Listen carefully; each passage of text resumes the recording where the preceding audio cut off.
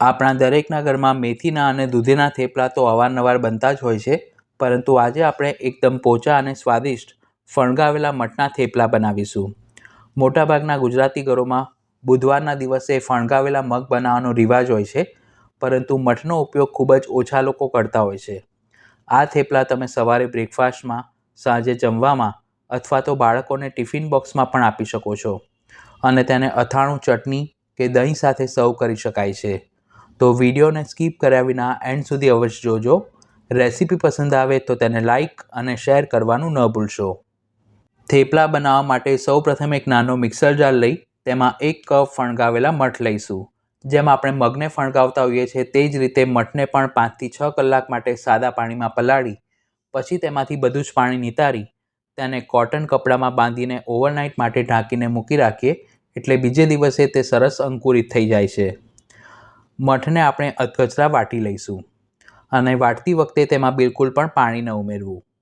પછી તેને એક બોલમાં લઈ તેમાં 1 કપ ઘઉંનો ઝીણો લોટ, મસાલામાં અડધી ચમચી હળદર, 5 ચમચી લાલ મરચું પાવડર, અડધી ચમચી અધકચરું વાટેલું જીરું, તીખાશ માટે 1 ચમચી આદુ મરચાંની પેસ્ટ, 2 ચમચી સફેદ તલ, મોણ માટે 1 ટેબલસ્પૂન તેલ અને થેપલાને સોફ્ટ બનાવવા માટે તેમાં 1 ચમચી દહીં ઉમેરી હાથ વડે બધી જ સામગ્રીને સરખી રીતે મિક્સ કરી જેમ આપણે દૂધી કે મેથીના થેપલાનો લોટ બાંધતા હોઈએ છીએ તે રીતનો સોફ્ટ લોટ બાંધીને તૈયાર કરીશું.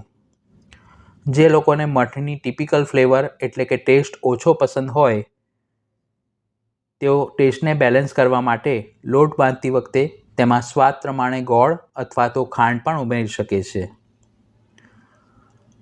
જો તમને જરૂર જણાય તો 2 થી 3 ચમચી જેટલું પાણી લોટ બાંધતી વખતે ઉપયોગમાં લઈ શકો છો, કારણ કે મઠની જે પેસ્ટ ઉમેરી છે તેમાંથી પણ મોઇશ્ચર છૂટું પડે છે, એટલે તેનાથી પણ લોટ ઘણીવાર સરસ બંધાઈ જાય છે. આ રીતનો લોટ બાંધ્યા પછી તેના ઉપર અડધી ચમચી જેટલું તેલ ઉમેરી તેને કેળવીને થોડો સ્મૂથ કરીશું. લોટને બાંધ્યા પછી તેને ઢાંકી રાખવાની જરૂર નથી, નહીંતર તે જરૂરિયાત કરતાં વધુ સોફ્ટ થઈ જશે અને થેપલા વણતા નહીં ફાવે. આ લોટ બાંધતી વખતે હું મીઠું ઉમેરવાનું ભૂલી ગયો હતો, એટલે તેમાં અડધી ચમચી અથવા તો સ્વાદ પ્રમાણે મીઠું ઉમેરી તેને ફરીથી સરખું મિક્સ કરી લઈશું. ઘણીવાર આપણે રસોઈ કરતા હોઈએ કે વિડીયો બનાવતા હોઈએ ત્યારે તેમાં નાની નાની ભૂલ થતી હોય છે, તો તે બદલ હું ક્ષમા માગું છું. આ રીતે મીઠું પણ લોટમાં સરખું મિક્સ થઈ જાય પછી બંને હાથની હથેળીને તેલથી ગ્રીસ કરી બાંધેલા લોટમાંથી 6 નંગ મધ્યમ સાઇઝના લુવા બનાવીશું. જો તમારે મેથીના, દૂધીના અને બીજા ઘણા બધા પરોઠા અને થેપલાની રેસીપી જોવી હોય તો તેના પ્લેલિસ્ટની લિંક ઉપર આઈ બટન પર અને નીચે ડિસ્ક્રિપ્શન બોક્સમાં આપી છે. હવે લુવાને ઘઉંના લોટના અટામણમાં કોટ કરી આધણી પર મૂકી તેમાંથી મધ્યમ જાડા થેપલા વણી લઈશું. થેપલાને શેકવા માટે ગેસ પર એક લોખંડની તવી મૂકી તેને 1 ચમચી તેલથી ગ્રીસ કરી તવીને 2 મિનિટ માટે ગરમ થવા દઈશું.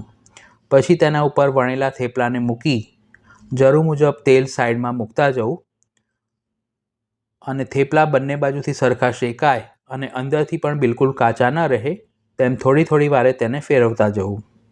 શેકતી વખતે ગેસની ફ્લેમ સ્લો ટુ મીડિયમ રાખવી અને જારા વડે તેને આ રીતે પ્રેસ કરતા જવું, જેથી અંદરથી પણ તે સરખા સીજી જાય. એકવાર થેપલાને શેકવામાં આશરે 3 થી 4 મિનિટનો સમય લાગે છે. થેપલું સરસ શેકાય એટલે તેને એક પ્લેટમાં મૂકતા જઈશું અને આ જ રીતે બાકીના થેપલાને પણ શેકી લઈશું. ઘણીવાર બાળકો કઠોળ ખાવાનું પસંદ નથી કરતા, તો તેઓના માટે તમે આ રીતની હેલ્ધી વાનગી બનાવીને તેમને બ્રેકફાસ્ટમાં કે લંચ બોક્સમાં પણ આપી શકો છો. આ થેપલાને આપણે 1 થી 2 દિવસ સુધી સ્ટોર કરી શકીએ છીએ. તો જોતાં જ ખાવાનું મન થઈ જાય તેવા એકદમ પૌષ્ટિક અને સ્વાદિષ્ટ ફણગાવેલા મઠના થેપલા બનીને તૈયાર છે. તેને મેં 2 પ્રકારના રાયતા મરચાંની સાથે સર્વ કર્યા છે. તમે તેને ચટણી કે દહીં સાથે પણ ખાઈ શકો છો. તો આ રેસીપી ઘરે જરૂર ટ્રાય કરજો. વિડીયો પસંદ આવી હોય તો તેને લાઇક કરી પોતાના ફ્રેન્ડ્સ અને ફેમિલી મેમ્બર્સ સાથે શેર કરજો. ચેનલ પર પહેલી વાર આવ્યા હો તો આવી ટ્રેડિશનલ અને સાત્વિક રેસીપીના વિડીયોઝ જોવા માટે તેને સબસ્ક્રાઈબ કરી બાજુમાં આપેલા બેલ આઇકોન પર ક્લિક કરજો. તો ફરી મળીશું એક નવી રેસીપી સાથે. Thanks for watching this video.